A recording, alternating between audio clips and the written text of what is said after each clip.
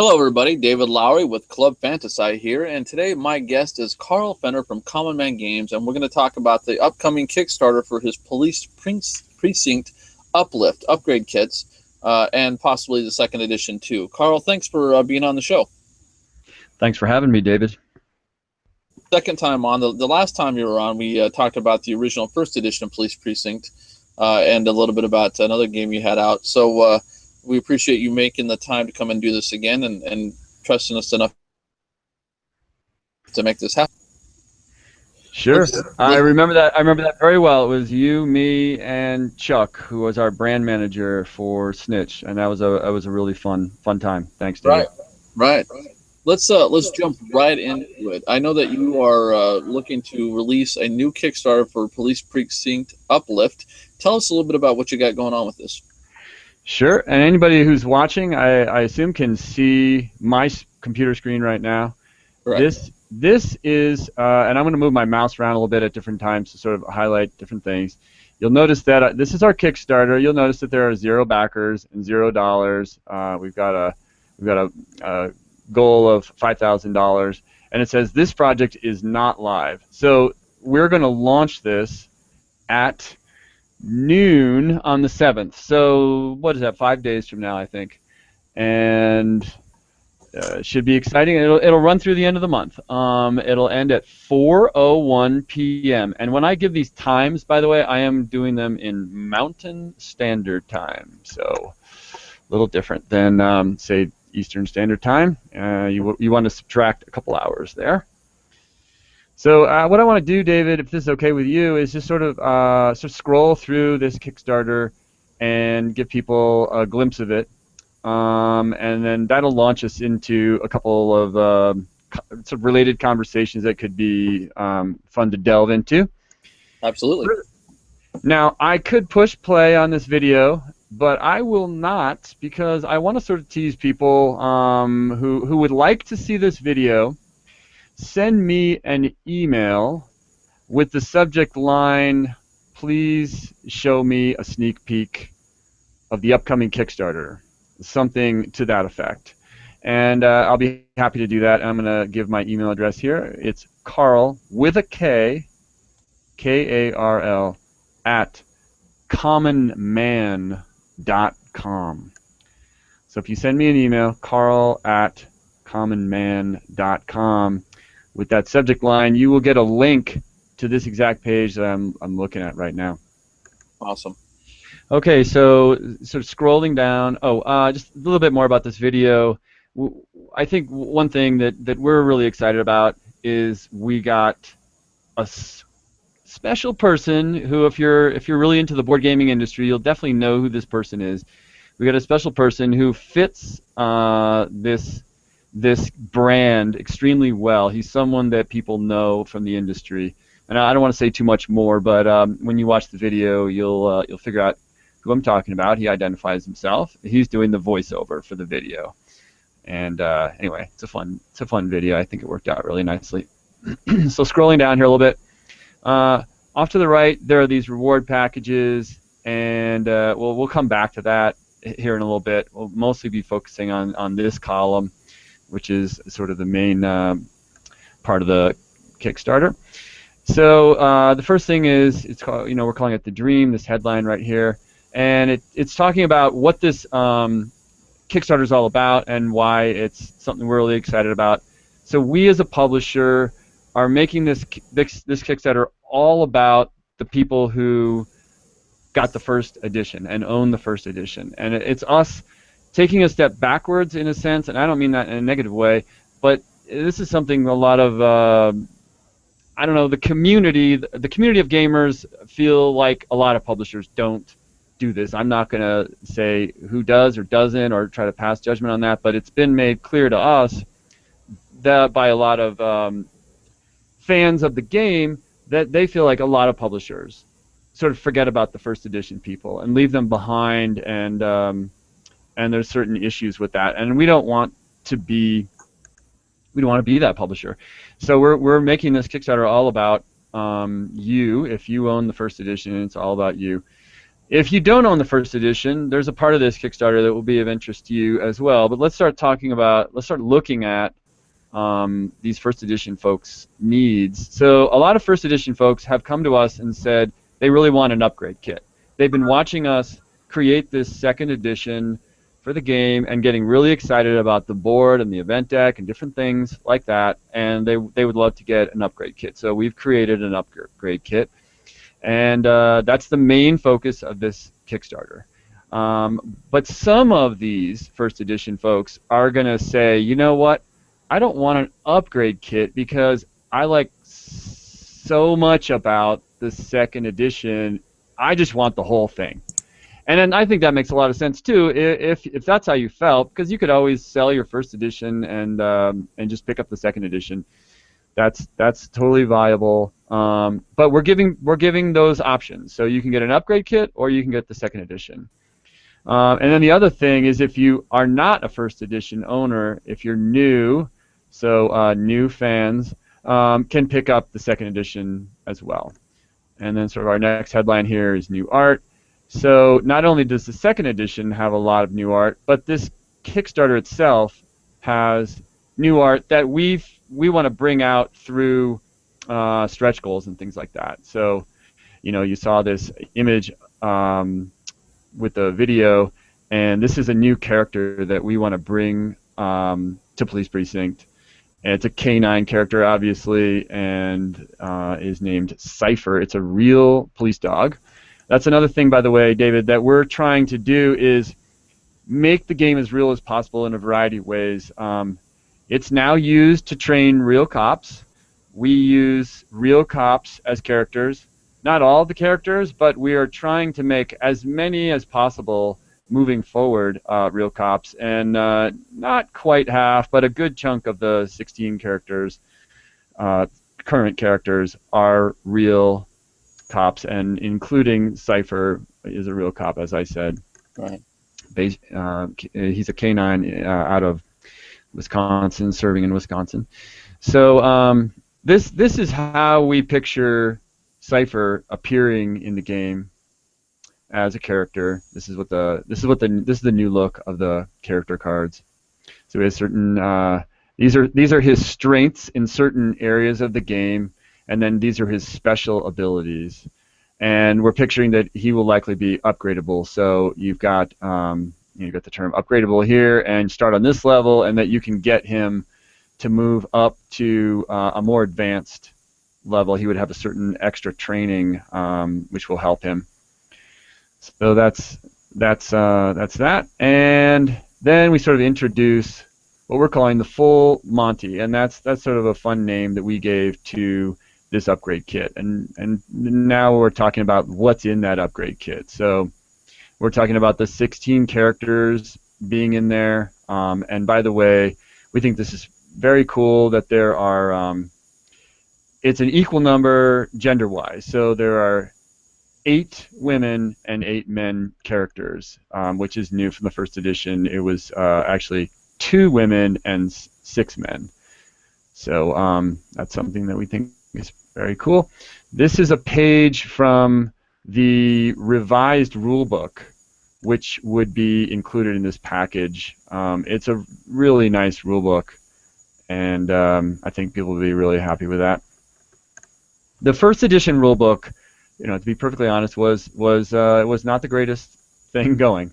The term wall of text and other terms have been used, and we've spent I can't tell you how much time and energy in getting that revised. It was a massive project in and of itself, just getting that rule book the way we wanted it.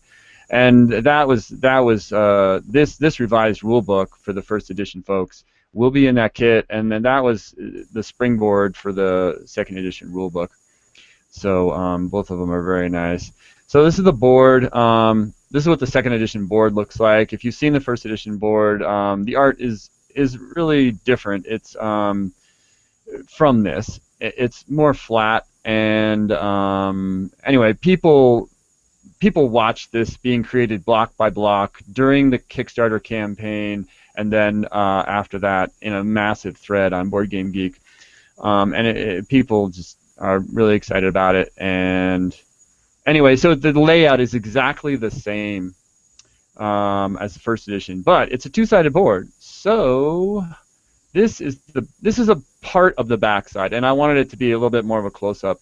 So this is what's called the Unterbelly, which is the backside, not the underbelly, but the Unterbelly. So we're doing a little nod to the Germans that are so important in our industry. What we did with the Unterbelly, it's a little bit more difficult version, and you get the streets are laid out differently, and well, you know, the art and things is a little different. It was a different graphic artist that worked on this. Chuck actually worked on it, and he did a great job. Katie did the main side of the board, and Chuck did the back side, and they both did a fantastic job. Chuck basically just took what Katie did and gave it, you know, his own personality. But it's sort of the darker, seedier, more crime-ridden side of Commonville, and you can see from this close-up, you know, the detail in the art is extreme. So that's kind of the underbelly. There's some aspects to the way the streets are all rearranged, the buildings are all rearranged. It's a really different experience. And there's things about it that make it harder. The movement's a little bit harder. There's a construction zone and things like that slow you down. So another thing Now, sorry. Stop right there. Yeah, stop right there. In the first edition, the game was hard enough as it is. So if somebody picks this up and you know is playing the Unterbelly, how much harder is it than that first edition? Because the first edition was a very challenging game. It was not easy to win in any way, shape, or form.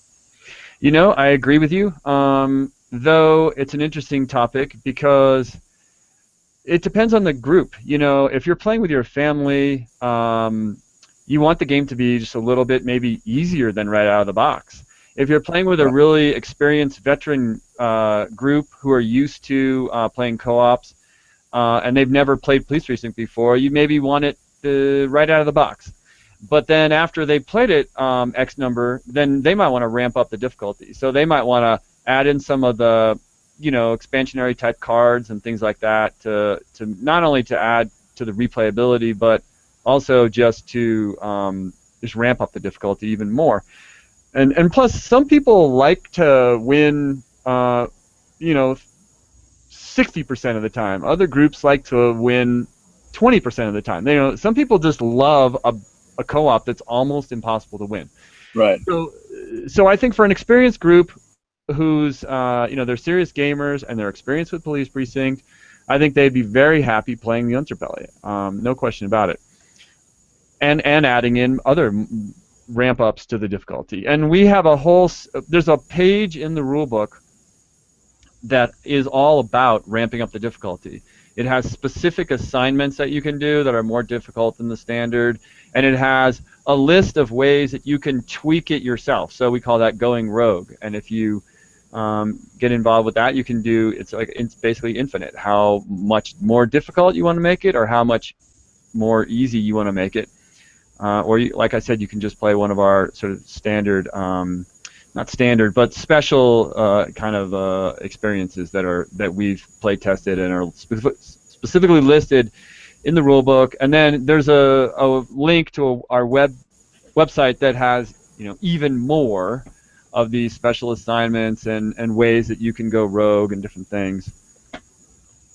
So yeah, does that answer your question? Because I could keep going, or I could. That's fine. I just want people to understand. I mean, the first edition won our cooperative game of the year last year because it was such a good game and it was challenging and it had a completely different feel than anything else we'd ever played. I mean, it was a very, very good, solid game. So I want people to understand that, you know, what's going to separate that for something that already, you know, was really not only challenging, but was a solid game to begin with. I think the only issue we had was there was a couple issues on the board where the graphics came out wrong, and I mean that was really it.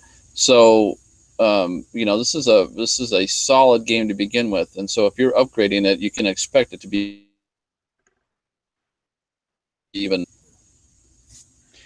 Yeah, thank you very much, David, and thank you guys for recognizing us for the hard work with that award, which we were very proud of that. And it's if you get the second edition and you flip over the box and look at the bottom, you'll see the Club Fantasci award The stamp right of on the box. So approval.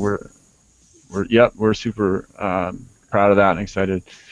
Yeah, so I'll just keep going a little bit here. So looking at the what upgrades you get. So these are the aids. So this is the a much nicer and thematic player aid. You know, the first edition player aid was functional, but just it looked like someone basically had taken a Word document and pasted it onto a card. It wasn't very interesting, I guess. And so sorry about that, but we worked hard on trying to improve it. So this is our improved version. So one side talks about certain things, and the other side talks about other things. And this side you can see talks about how you can use your donuts in the game and things. And then the loyalty cards, we worked on this too. So the loyalty cards, you can add a trader element. So you can play pure co-op, or you can play with a trader. And in the game, a trader is known as a dirty cop. So it's not a Cylon, it's a dirty cop. Yeah, by the way, a lot of groups who love BSG love to play Police Precinct with the Dirty Cop. It's a fun way to play. So that's that, and then that tells you whether you're a dirty cop or a good cop. And then the other side, this is the side that's face up. So during the game, everyone's card, their loyalty card looks like this, and it gives them special information, helpful information, whether they're the good cop or the bad cop, about how they're going to be affected by the bad cops, or how they can affect the good cops if they're the bad cop. So that's just a helpful resource to look at throughout the game. And by the way, David, we the first edition, this loyalty card, and the player aid card looked almost identical. The cards looked the same. It's just that the words on them were different. So there were instances during people's playing of the game where they would accidentally flip over their aid card. Whoops, it was their loyalty card, and show everyone that they were the dirty cop or something. So we made them look extremely different from each other. So that was just one aspect of how they're improved.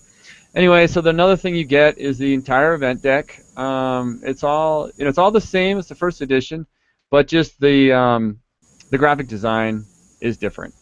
And which, by the way, the entire game is exactly the same. The only thing that's really different about the second edition is that there's a backside to the board, which we call the underbelly. So other than that, it's the same stuff. It's just the graphic design has changed, and we feel dramatically for the better, which was, a lot of people really liked the first edition graphic design, but just about nobody has come out and said that they like it better than the second edition, and lots of people rave about this. And while we were making these event cards, people just were going berserk for them. Now, does the second edition come with all the expansions that the first edition had? Well, when I talk about first edition and second edition, I'm really talking about the shrink-wrapped game that would go on a shelf in a store. So there are other things that we've come out with.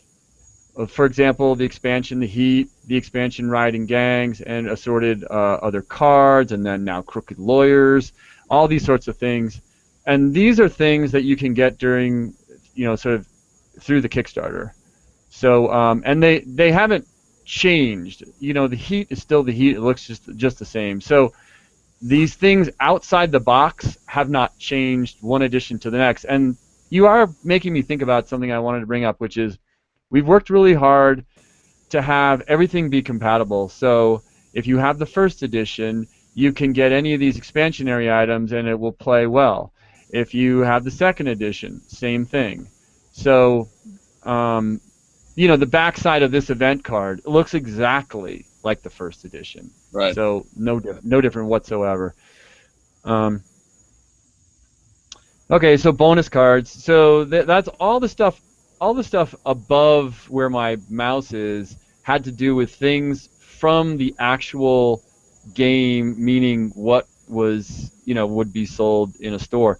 Now, these bonus cards, which will be part of the full Monty upgrade kit that people can get, so the Crooked Lawyers, they're going to be included in the full Monty, and this is a group of cards that's really, really, we think really neat. And there are more event cards, and some of them can be swapped out with the base game, and some just added or whatever. And if you go to our website, so this is a page on our website. You can go there now. You can go to commonman.com, and you can find this by going expansions, Crooked Lawyers. Boom, there it is. And you go to this page, and it explains really what Crooked Lawyers is, and it talks about the larger cards. It lists all these different, event cards, and including some blank cards, so you can make your own events now and things like that. And then the smaller cards, it talks about what's in there and why it's in there, and it talks about different aspects of the rules and things, and variants that we've got. People can play these variants using this, and then sort of the history, where this came from, and what's up with it, credits, things like that. So, we've got folks like Dan King, Game Boy Geek, Richard Lanius, Bart, the Chief, Brun Sheen. Folks like this sort of played a hand in helping this come to being. And during the Kickstarter, this guy sort of became a famous icon. People talked a lot about the Naked Man, so he's an event in there, a guy running down the street naked. And yeah, so all right, so back to our Kickstarter. So Crooked Lawyers is part of that. So if you have the first edition, you can get all these upgrade items, and then you also get Crooked Lawyers. So that's kind of nice, and you get all the stretch goals. So, all right, so get the second edition. We talked about that basically. There's a table in there that I think is really kind of handy, that walks you through all the different sort of areas where you can pledge, and it shows who the geographical zones, who they're for, and everything. It's pretty self-explanatory, but it's handy. When we first started showing this Kickstarter to people, that was a suggestion someone made, and I think that was a great suggestion. Having that in there just makes it a lot easier to sift your way through all that. And then here we're talking about shipping rates to different parts of the world. The friendliness factor, which we'll talk more about that here in a second. Okay, stretch goals. We wanted to kind of list something concrete, but then also just have some ideas, because we like to have a more dynamic, fun interaction during the Kickstarter. If people, we want to see the backers getting involved and things like that. So some publishers like to have all the stretch goals listed ahead of time exactly. We didn't want to do that, but the first goal we've got listed, and it's.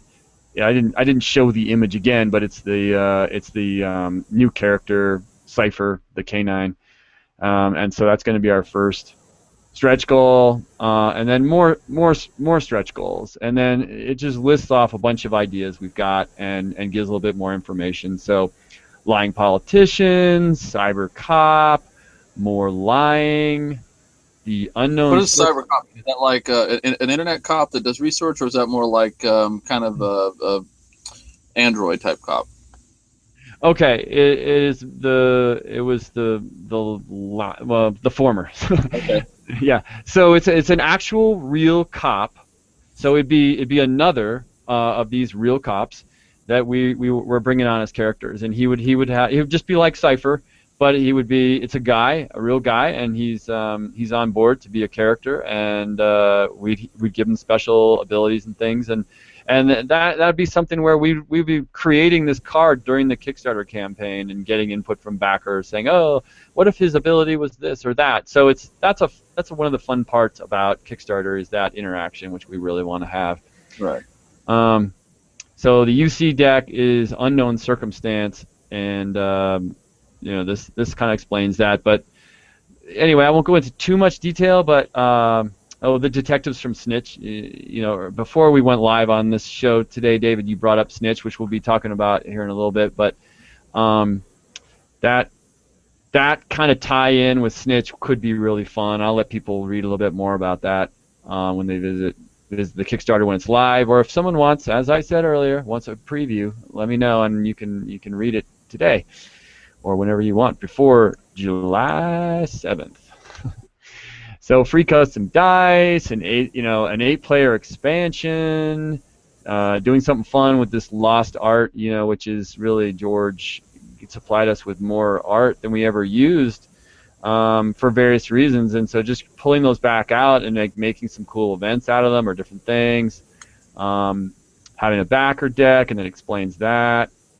Future discounts, other, etc. Now we get into add-ons, and we talk a little bit about that, and then talk about what these add-ons would be. People are super excited about the custom dice made by Chessex, and so we would try to be having some more of those. Man, we will be having some more of those made, no question, because we know that people are going to want them. So we'll see how many people get them, and then we'll have the appropriate number made, so we can deliver on that. Sleeves, same thing. There's the larger event cards are sort of an interesting size, and they're tricky to find sleeves for. So made a custom sized sleeve. And we can supply that as an add-on. The Mad Men cards, a lot of people always want those extra 5-packs to make sure they get the complete deck, kind of thing. Crooked Lawyers, if you were ordering from a different pledge level. Riding Gangs, this, that, and the other thing. Top Designers, talking about Ole and Richard and Dan. Not to say that Dan is. Oh, by the way, we have some interesting people who are working on expansions for us. But if you go to the credits page for Police, you'll see more about that. Okay, law enforcement. If you click here, it takes you to a page that talks about our commitment to the Real Cops thing, which I mentioned earlier. Now, this is kind of an interesting thing that I wanted to bring up.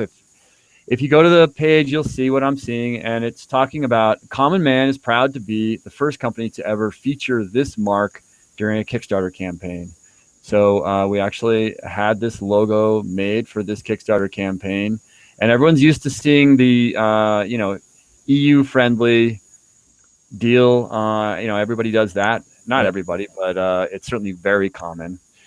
But what's less common are other places, and in fact, nobody, to our knowledge, has ever launched a Kickstarter and proclaimed right from the beginning, or even at any time during the Kickstarter while it's live, that they were making that Kickstarter a Brazil-friendly Kickstarter. So it's going to be really interesting to interact with the gaming community down in Brazil during the campaign, and hopefully they'll be really excited about it and want to encourage us, because if they can help us, succeed, then what it does is it sends a message to other publishers like, hey, if you want to get the business of Brazilians, make your Kickstarter friendly. So we want to be sort of a leader in helping this trend become a commonplace in the future, just like the way the EU friendly stuff is commonplace. And so this is all in Portuguese. Well, it's actually, that part's in Portuguese. That's the translation. Right. And it also, I didn't know this. A lot of this I've been learning as we go about the Brazil-friendly part.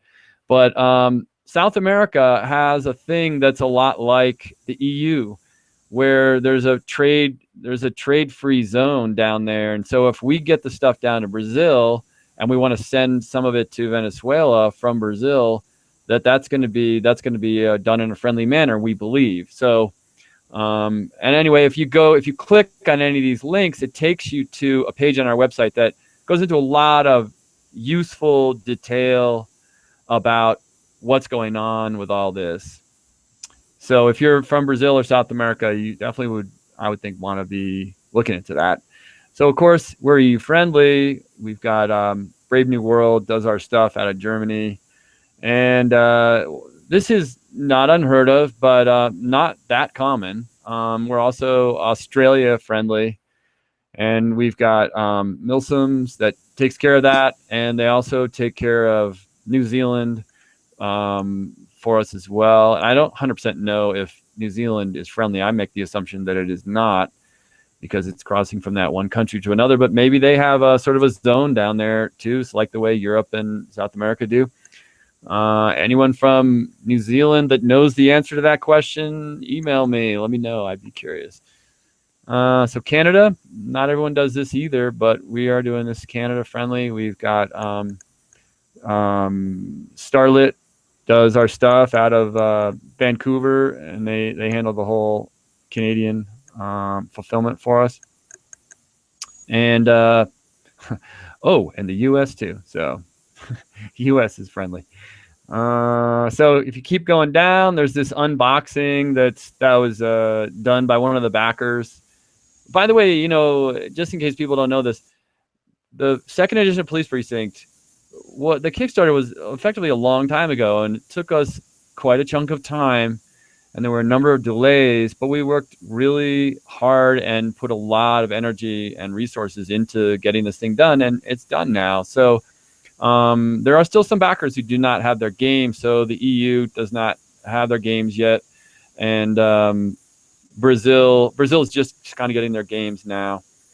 But anyway, this is one of the backers that just received their game, and it's a fun unboxing. I thought he did a great job on it. His name's Barry, and thank you again, Barry, for doing that. So reviews, we've got the Seal of Excellence Dice Tower, and you can see what, if you click either one of these spots, you can go see a little bit more about what Tom has said, but he's been a big fan of the game ever since it came out. We got a little quote here from Joel Eddy, and so on and so forth. Do you recognize that, David? I recognize that, absolutely. Nice and big too. Yeah. So then we talk a little bit about our philosophy of keeping that creative process going during the campaign and different things, and encouraging people to be involved. And a lot of people like doing that, so it's been fun for us. And this talks about our track record. So I don't think you need to tell people who have backed more than a project or two that not every project gets delivered or is delivered in a quality way. And most projects are late. And like I said, we were late. We're trying to really learn from sort of that mistake and improve in that area. But we can stand behind that. We've delivered on every single Kickstarter we've done, and we've done a number of them, and the backers have really been happy with what they got. So there you go on that. So you don't have to worry. You don't have to worry when it comes to Common Man. If you back this project, you can feel confident. So a salute to cops is just us talking about that we appreciate what cops do every day, putting their lives on the line for us. And here's a handler of a canine who was in the thick of it during the riots and things in Baltimore. So a little section for the news, and so a little link to our Facebook page if you want to go there. We're always posting things on the Kickstarter page. And this is one of the real cops right here. This is Pablo. He's in the game. He's a real cop. He happens to be a canine handler. In the game, he's not a canine handler, but that's what he really does. He's a canine handler. And saying thanks. And then this is our FAQ section, which will be in the normal FAQ area later, but you can't actually create an FAQ for a Kickstarter until you launch. So I wanted to have a place. So the moment we launch, there's actually a place for where our FAQ can be seen. And sometime during the campaign, hopefully probably quite early on, we'll move the FAQ down to where it belongs, and this will sort of go away. But did you have any questions? And then there's a few other things that before we went live, came up, a few subjects that came up. I took some notes on, and that we can talk about as well. But is there anything that you wanted to ask after? No, I think you pretty much covered everything. As long as the people watching understand the difference between the first and the second edition, and how this upgrade makes it playable, to rival the second edition, then I think we've covered all that. So we can move on to the other aspects of Common Man games that you want to talk about. Okay. Well, just by going through this Kickstarter, a lot of what's really exciting and interesting and what we're all about has come out. Our commitment to, well, maybe I didn't say this. I did say that in Police Precinct, we're very committed to the real stuff, real characters, training real cops, stuff like that. But I guess I didn't really come out and say that we are committed to law enforcement as a theme. And I'm not aware of any other publisher that's done this. And I don't mean law enforcement, but I mean another publisher that's ever really come out and said, hey, we're going to focus only on one theme. And right. Some people might say we're crazy for that, but I thought a lot about it before I really came out and publicly stated that. And I think it's the right thing for us. We have a really strong relationship.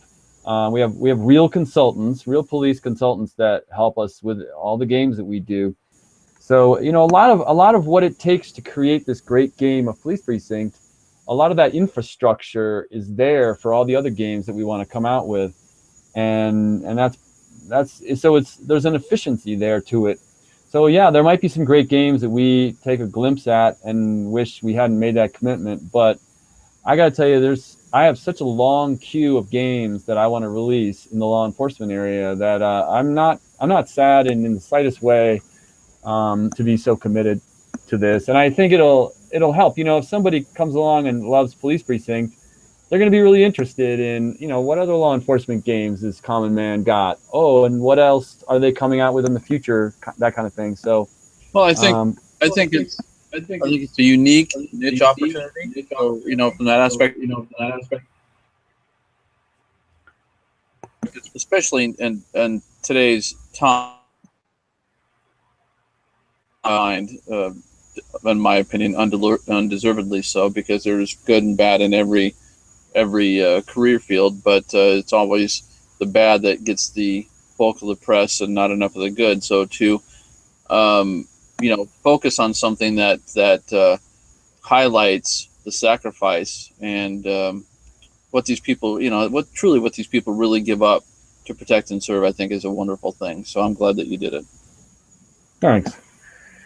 Okay, so that's a big thing that I wanted to mention, and then the general idea of like what is coming down the pike for as far as Common Man goes. I just want to mention a few titles and things. So David, you're very familiar with Snitch, and we had Snitch on Kickstarter. It did not fund, and there's a bunch of weird and sadly funny reasons for that. One of them was I'm willing to do things that are really unique and maybe out of the box and daring and willing to take some risks and things like that. So I did something really unique, and I don't think anyone had ever done this before. And a lot of times when I try things like that, the result is really amazingly positive.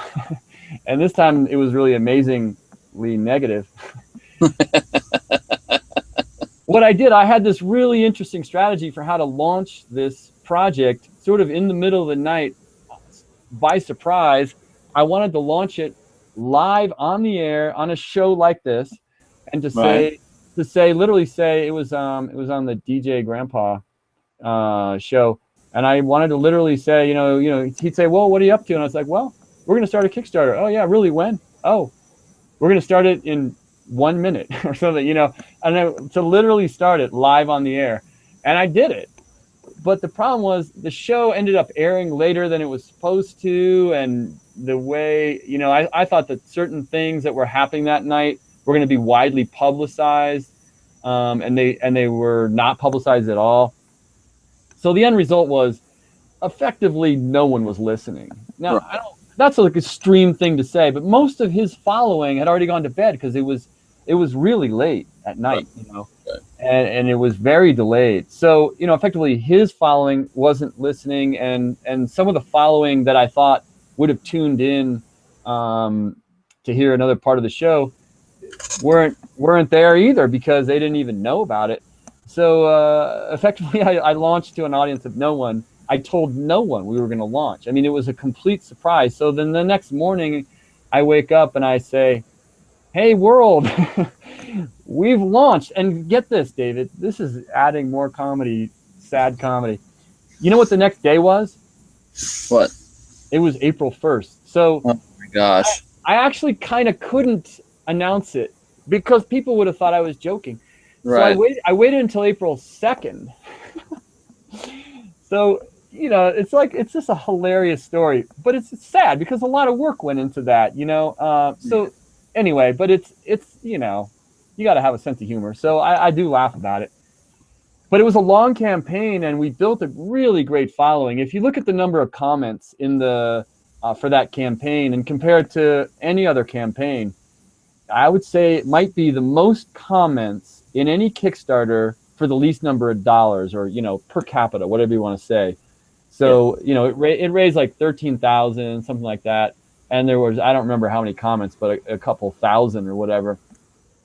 So a lot of campaigns that have raised $500,000, might have under 2,000 comments, or certainly they don't have, the ratio's not there. It's, what I'm trying to say is there was a great sense of community and a lot of people super loving the game. But in crowdfunding, you can't just come out of the box as a surprise if you don't do it perfectly. And I thought I really worked hard to try to engineer it well, but it just, it didn't work. In the end, it didn't work. But that said, we're going to relaunch Snitch. It's going to happen. I'm actually trying to get Richard Lanius to do the advanced rules for it. Been talking to him about that for quite a while, and it's really, the ball's been in our court the whole time. I need to get him a prototype, but he took a very strong interest. He's a big fan of Police Precinct, by the way. Okay. And he took a big interest in Snitch, and I said at one point, what do you think about? Because he was saying, well, what if there was something a little bit more advanced, blah, blah, blah. And I said, well, do you want to write the rules for the advanced, do you want to write the advanced rules for it? So I'm thinking of having, the Snitch will end up being Snitch as it is now, but then there'll be these advanced rules. So for the serious sort of alpha gamer, or whatever you want to say, I don't know if that's the right term, but, the serious gamer who wants that kind of experience, that they would just, they might just play the regular rules a time or two, but then they would, so jump right to the, advanced rules, and that would be perfect for them or whatever. So anyway, we need to get our act together on that and get it over to Richard, and then Richard can do that. But part of the reason we've been dragging our feet is Chuck, whom you remember well, Chuck Kraus. Right. He's amazing, and he worked on Snitch, and we didn't finish Snitch at the time because we had a Kickstarter presentation and it didn't fund, so I didn't invest in having him finish the game. That wouldn't make sense. But I want him to finish the game, and people sort of go through these different stages of what they're busy on, and he's been too busy to do it. So right. I'm waiting for him to free up. Anyway, when the timing's right, the Snitch is going to come out, and that's going to be awesome. I'll also say, a lot of people know Josh Capel, and he's got a design partner named Daryl Chow. These guys are working on a game was originally called something else, and let's just call this a placeholder, but Command Center is the name of the game, and it's a more of a puzzly game. But it's about where you're you're able to control different agents out in the field and have them do certain things, and you're trying to achieve certain objectives. But it's a really cool game. I'm terrible at it because it's just not a game. It's not the kind of game that I would be good at. But a lot of people, I think people will love it, and I love it too. But it's just I'm terrible at it. So if you ever play me at a convention and you beat me, well, But that's going to be awesome, and we're going to have Josh do all the graphics on it, and the art and everything. So it's going to be a fantastic game. So that's Command Center. So there's another thing about Police Precinct. We talk about the 2nd edition, but there's also Season 2, not to be confused with 2nd edition. So we're treating Police Precinct like a TV show, and the base game is the pilot. And then there's these different seasons. And so when the 2nd edition came out, that was kind of the beginning of Season 2. But what's going to really be the icon of Season 2 is we want to come out with this big box expansion for the game, and it would contain multiple episodes.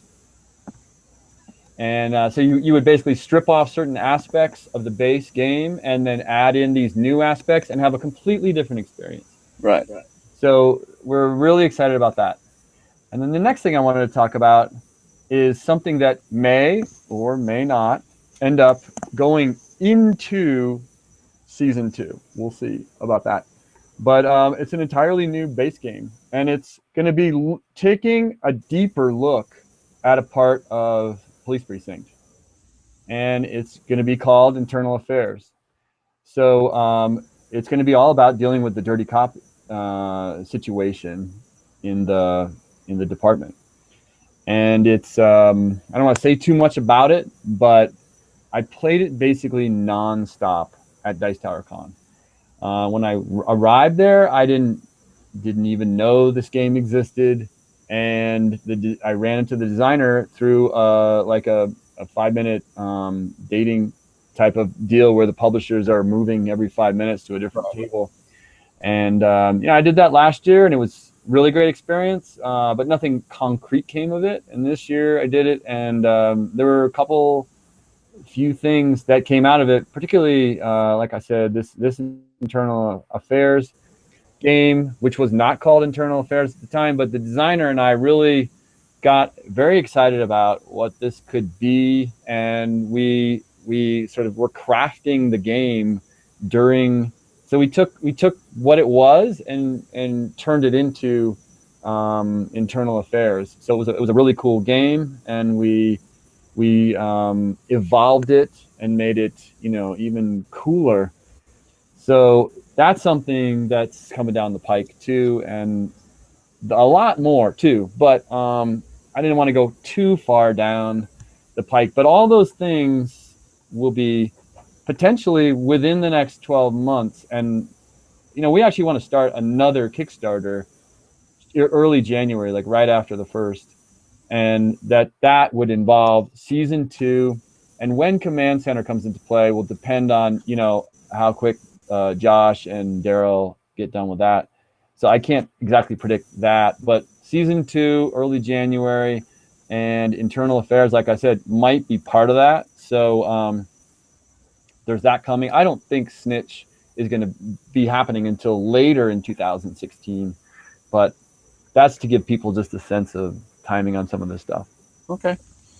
All right. Well, folks, for you watching, this Kickstarter will launch on July 7th, so keep an eye on that. I'm sure that they can find out more on commonman.com or on your Facebook page. Is that correct? Yes, that's correct. All right, Karl. Well, thank you so much for your time and going over the new Kickstarter you're about to launch. Again, what's the title of it? I just totally spaced it out. What's the title of it? Uplift. That.